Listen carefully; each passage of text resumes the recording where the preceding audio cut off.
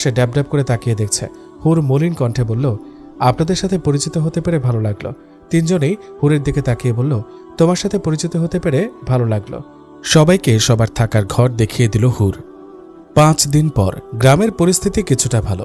ফসল পাটের দিন থাকায় খাবার পানির সাথে পাট পচা পানি মিশে গিয়ে এই পেটের অসুখ হয় শিশুদের। আর বাচ্চাদের তাড়াতাড়ি অ্যাটাক করে, কারণ তারা সবসময় বেশিরভাগই এই পচা পানি খেয়েছে।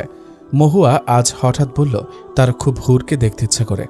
এতদিন হুরের মুখ দেখেনি তারা। তিনজনে গিয়ে ইচ্ছে প্রকাশ করল রাবেয়া বেগমের কাছে। তিনি হাসি মুখে অনুমতি দিলেন। তিনজনেই হুরকে দেখার জন্য পাগল। সবাই হুরের ঘরে হাজির। হুর মাত্র মাগরিবের নামাজ শেষ করেছে। রাবেয়া বেগম সহ সবাইকে হঠাৎ দেখে হুর অবাক হয়ে জিজ্ঞেস করল, কি হয়েছে আম্মু? ওরা তোমাকে একটু দেখবে, এজন্য ওদের নিয়ে আসলাম। ও, হুর হাসি মুখে বলল, এই যে আমি। এতক্ষণ হুর ও রাবেয়া বেগম কারো কথাই শুনতে পায়নি। তারা তিনজন এক নজরে হুরের দিকে তাকিয়ে আছে। হঠাৎ মহুয়া অবাক হয়ে বলল, তোমার নামও যেমন, তুমিও তেমন। সত্যি হুর? হুর মুচকি হেসে উত্তর দিল, তুমিও খুব সুন্দর। বসো না, তোমরা সবাই দাঁড়িয়ে থেকো না। কিছুক্ষণ আড্ডা দেওয়ার পর মহুয়া, হাফিজা, নাফিসার রুগী দেখার সময় হয়ে গেল। হুরকে বিদায় দিয়ে বাইরে আসলো ওরা তিনজন। শুভ, আলী, মনির এবং সাজিদ কি নিয়ে যেন আলোচনা করছিল। মহুয়া আলীর কাঁধে হাত দিয়ে বেহালভাবে দাঁড়িয়ে বলল, দোস্ত, পরি দেখেছিস? পরি? ধুর, কি বলিস? পরি দেখতে হলে অনেক সুন্দর হওয়া লাগে। শুনেছি সুন্দর ছেলেদের নাকি পরি দেখা দেয়। আমরা কি আর সাজিদের মতো এত সুন্দর যে আমাদের পরি দেখা দিবে? সাজিদ মাথা উঁচু করে মনিবের দিকে তাকিয়ে আবার শান্ত চোখে চোখ নামিয়ে নিল। আরে মজা নিস না। সত্যি হুর, পরি দেখেছি। পারলে নাফিসা আর হাফিজাকে জিজ্ঞেস কর, মহুয়া বলল। মনির কৌতূহলী হয়ে নাফিসার দিকে তাকিয়ে বলল, সত্যি পরি দেখেছিস তোরা? নাফিসা কথা কম বলে, 2-1টার বেশি কথা বলে না। মাথা ঝাঁকিয়ে হ্যাঁ সূচক উত্তর দিল। কি বলিস? তোরা খুব বেইমান। নিজেরা একা একা পরি দেখেছিস, আমাদের ডাকলি না কেন? আরে গাধা, এই পরি সবাই দেখতে পারে না। এই গ্রামের পরি, অথচ এই গ্রামের কোনো পুরুষ দেখে নাই। আর তোরা তো বাইরের। দেখ হাফিজা, অপমান করবি না।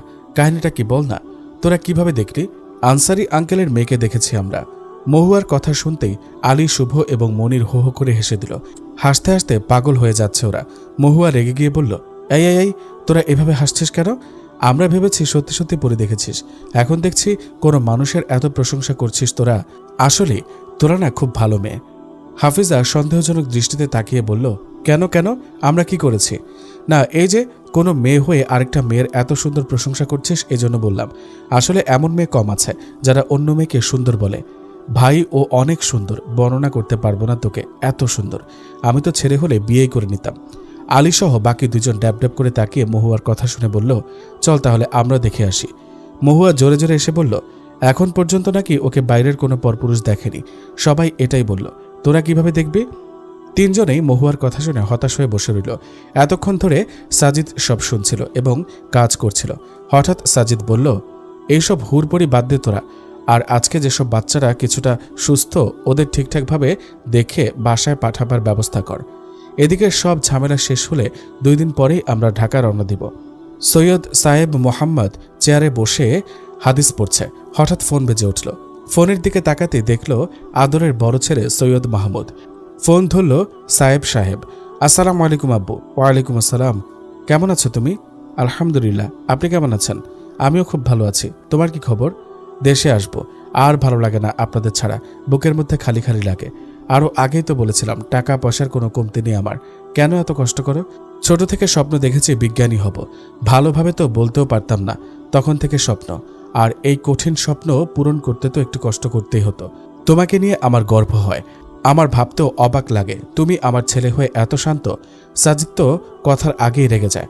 ওহ আব্বু, ওর কি অবস্থা? খুব ব্যস্ত মনে হয়। কিছুদিন ধরে ফোনেও পাওয়া যাচ্ছে না। হ্যাঁ, ও হয়তো আমাদের গ্রামের বাড়ির ওখানে গেছে কোথাও একটু কাজে। ওখানে নাকি কি একটা পেটের অসুখ দেখা দিয়েছে, সেটাই দেখছে। ও আচ্ছা, আম্মুকে জানিয়ে দিয়েন এই মাসের মধ্যে আসছি। আসসালামু আলাইকুম। ঠিক আছে, ওয়ালাইকুম আসসালাম। মাঝে মাঝে সৈয়দ সাহেব ভেবে পায় না সে এত রাগী, কিন্তু তার এই ছেলেটা এত শান্ত কিভাবে একটা ছেলে মানুষ এতটা নিশ্চুপ থাকতে পারে? সৈয়দ সাহেবের ভাবনার ব্যাঘাত ঘটালো সুরাইয়া বেগম। কি ভাবছে না তো? না, কিছু না। তোমার ছেলের এবার বুদ্ধি হলো, দেশে আসার জন্য রাজি হলো এবার। সুরাইয়া বেগম অবাক হয়ে বলল, মাহমুদ, ও দেশে আসছে? হ্যাঁ, এই মাসের মধ্যে আসছে। আনসারী সাহেব গ্রামের প্রতিটা বাড়ি ঘুরে দেখছে। বাচ্চারা অনেকদিন পর সুস্থভাবে খেলাধুলা করছে। তার মনটা খুশিতে ভরে উঠল। তার পেছনে পেছনে হাঁটছে সাজিদ। দুইজনেই একসাথে আসরের নামাজ শেষ করে বাড়ি ফিরল। কাল সাজিদের ঢাকা যাওয়ার পালা। ব্যাগপত্র গোছাচ্ছে সবাই। সকাল 7:20। মহুয়া, হাফিজা এবং নাফিসা হুরের থেকে বিদায় নিতে গেল। হুর মন খারাপ করে বলল, আর কয়েকটা দিন থেকে গেলে ভালো হতো না? আবার একদিন ঘুরে যাব। আজকে আসি? ঠিক আছে, নিজের খেয়াল রেখো। তুমিও ভালো থেকো। সবাই বাড়ি থেকে বের হলো। আনসারী সাহেব এবং সাজিদ মুখোমুখি হয়ে দাঁড়িয়ে হাতে হাত মিলিয়ে আনসারী সাহেব বলল, আমি জানি আল্লাহ সকল সৃষ্টির মালিক এবং আল্লাহই সব কিছু করতে পারেন, সে সব জানেন। কিন্তু তারপরও তোমার মতো কারো উসিলাতে সে এই গ্রামের বাচ্চাগুলোকে দেখাশোনা করিয়েছে, তাতে আমি শতবার আলহামদুলিল্লাহ বলবো। খুব ভালো লাগলো তোমার সাথে পরিচিত হয়ে। এভাবে বলবেন না, এটা আমাদের দায়িত্ব। আল্লাহ যা করেন ভালোর জন্যই করেন। আমারও আপনার সাথে পরিচিত হয়ে খুব ভালো লাগলো। আগের দিনের রাজাদের মতো গ্রামটাকে দেখে রেখেছেন, আর এই গ্রামটা পুরোই একটা পরিবারের মতো। সত্যি খুব সুন্দর। ভালো থেকো। আর কোনো প্রয়োজন হলে অবশ্যই স্মরণ করবে বাবা। আনসারী সাহেব বলল, আপনিও ভালো থাকবেন। আন্টিকে আমার সালাম নিতে বলবেন। আজকে তাহলে আসি। আসসালামু আলাইকুম। অবশেষে মাদারীপুর ত্যাগ করার উদ্দেশ্যে গাড়িতে উঠল 20 জনের টিমটি। দেখতে দেখতে আজ শনিবার 1 ঘন্টা ধরে গাড়ি দাঁড়িয়ে আছে বাড়ির বাইরে। এদিকে বাড়ির মেয়েদের তৈরি হওয়া এখনও শেষ হচ্ছে না। আসলে মেয়েদের দেরি সবকিছুতেই, কিন্তু শুধু বোরকা পরতে তো এত দেরি হওয়ার কথা না। সাজিদ এতক্ষণ কিছু না বললেও এবার খুব বিরক্ত হলো। বাড়ির মধ্যে ঢুকতেই দেখলো সবাই বের হচ্ছে। থেমে গিয়ে তাড়াতাড়ি গাড়িতে উঠল। জেবা একটা ব্রাউন কালারের গাউন পরেছে, সাথে হিসাব। অপূর্ব লাগছে তাকে। জেবা সাজিদ এবং মাহমুদের একমাত্র বোন। মাহমুদ আজকেই ফিরেছে। সবাই তাকে আনতেই যাচ্ছে।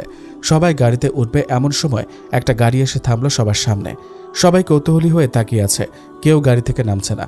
বিরক্ত হয়ে সাজিদ বলল, এইভাবে হুট করে গাড়ি নিয়ে বাড়ির মধ্যে ঢুকেছেন কেন? কে আপনি? সাজিদ অস্থির হয়ে দারোয়ান দারোয়ান বলে ডাকতে লাগলো। দারোয়ান আসলেই সাজিদ বলল, উনিকে কত কিছু জিজ্ঞেস করছি কিন্তু উত্তর দিচ্ছে না। উনাকে বাড়িতে ঢুকতে দিয়েছেন কেন? দারোয়ান মাথা নিচু করে দাঁড়িয়ে আছে, কোনো কথা বলছে না। হঠাৎ গাড়ির দরজা খোলার আওয়াজে সবাই গাড়ির দিকে তাকিয়ে আছে। সবার মধ্যে টানটান উত্তেজনা। কালো পাঞ্জাবি পরা, মাথায় টুপি, হাতে ঘড়ি পরা এক সুদর্শন পুরুষ বেরিয়ে এলো গাড়ি থেকে। সবাই অবাক হয়ে গেল। সুরাইয়া বেগমের খুশিতে চোখ পানি টলমল করছে। সৈয়দ সাহেব দৌড়ে গিয়ে ছেলেকে জড়িয়ে ধরলেন। মাহমুদ নিচু স্বরে বলল, আসসালামু আলাইকুম, কেমন আছেন আব্বু? ওয়ালাইকুম আসসালাম, আলহামদুলিল্লাহ বাবা, খুব ভালো আছি। তোমাকে এতদিন পর দেখে আরো ভালো লাগছে। সাজিদ মাহমুদের কাছে যেতেই মাহমুদ বাবাকে ছেড়ে ভাইকে জড়িয়ে ধরল। কেমন আছো? আল্লাহ ভালো রেখেছেন, তোমাকে খুব মিস করতাম। এতদিন পর দেখে ভালো লাগছে। জেবা গাড়ির পেছনে দাঁড়িয়ে তার 2 ভাইকে দেখছে। মাহমুদ হঠাৎ খেয়াল করলো জেবাকে। জেবার দিকে সে তাকাতেই সুরাইয়া বেগম জেবার হাত ধরে মাহমুদের কাছে আনলো। জেবার মুখ ঢাকা, চোখগুলো দেখা যাচ্ছে। মাহমুদ সাজিদকে ছেড়ে জেবার দিকে অপলক দৃষ্টিতে তাকিয়ে আছে। সাজিদ জেবাকে নিজের বাহুডোরে আবদ্ধ করে বলল, ভাইয়া, এটা আমাদের বোন জেবা। মাহমুদ এখনও বিশ্বাস করতে পারছে না, সেই আদুরে পিচ্চি এত বড় হয়ে গেছে।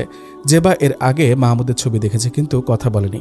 মাহমুদ যখন আমেরিকায় তার আন্টির কাছে চলে যায় তখন জেবার 5 বছর বয়স। এরপরে আর কখনো জেবাকে দেখেনি সে। তার ইচ্ছা ছিল অনেকদিন পর একসাথে বাস্তবে দেখবে জেবাকে। আজকে তার সেই ইচ্ছা পূরণ হলো। 5 বছরের সেই পিচ্চি বাবুটা আজ 18 বছরের যুবতী হয়ে গেছে। ভাবতে ভাবতে কখন যে মাহমুদের চোখে পানি চলে এসেছে সে টেরই পায়নি। জেবা সবাইকে অবাক করে দিয়ে মাহমুদের চোখের পানি নিজ হাতে মুছে দিয়ে বলল, ভাইয়া। মাহমুদ জেবাকে জড়িয়ে ধরে জেবার কপালে চুমু খেল। সোনা বোন আমার, হয়েছে হয়েছে, সব কান্নাকাটি ভিতরে গিয়ে হবে, সবাই ভিতরে চলো। জেবাকে অত আদর করার প্রধান কারণ হলো জেবার জন্ম হওয়ার পর দাই জানায় মৃত সন্তান হয়েছে, কিন্তু পরে দেখা যায় মৃত না, কিন্তু বাচ্চা শারীরিকভাবে প্রচুর দুর্বল। এরপরেও অনেকগুলো ঝড় বয়ে যায় জেবার উপর। সৈয়দ সাহেবের খুব আদরের মেয়ে জেবা, আর এত ঝড়ঝাপটার কারণেই বোনকে 2 ভাই পাগলের মতো ভালোবাসে। ড্রয়িং রুমের সোফায় বসে তসবি গুনছে নূর মোহাম্মদ। নাতি আসবে শুনে খুব খুশি সে। তাছাড়া মাহমুদ তার অন্যতম প্রিয় ব্যক্তি। অনেক ভদ্র আর ঠান্ডা মেজাজি হওয়ায় ছোট থেকে দাদার সাথে খুব ভাব ছিল মাহমুদের। তবে সাজিদের সাথে সবসময় খুঁটিনাটি নিয়ে ঝগড়া লেগেই থাকে নূর সাহেবের। ঝগড়া বলতে এটা মজার ঝগড়া। মাহমুদ বাড়ির মধ্যে ঢুকতেই নূর সাহেব বসা থেকে উঠে দাঁড়ালো। মাহমুদ দাদাকে সালাম দিয়ে জড়িয়ে ধরল। দাদাও নাতিকে পেয়ে খুব খুশি। কেমন আছো দাদু? খুব ভালো আছি সোনা, এত বছরে তো একটুও বুড়ো হওনি। হঠাৎ নূর সাহেব বলে উঠল, সব তো ঠিক আছে, কিন্তু একটা জিনিস কি দেখেছ? মাহমুদ অবাক হয়ে তাকিয়ে রইল। কিছু বুঝে ওঠার আগে নূর সাহেব বলল, তুমি তো আমার থেকেও বুড়া হয়ে গেছো। আমি তো ঠিক সময় বিয়ে করায় তোমার দাদির মতো সুন্দরী রমণী পেয়েছিলাম, কিন্তু তুমি তো পাবে না। তোমার মতো বুড়ার কাছে তোমার দাদি বেঁচে থাকলেও তো বিয়ে বসতো না। মাহমুদ এবার বুঝতে পারল দাদার আসল কাহিনী। সাজিদ একটু মজা করে বলল, দেখেছ আম্মু, দাদুর ভাইয়ার বউয়ের দিকে চোখ পড়েছে। সুরাইয়া বেগম কিছু বলল না, মুচকি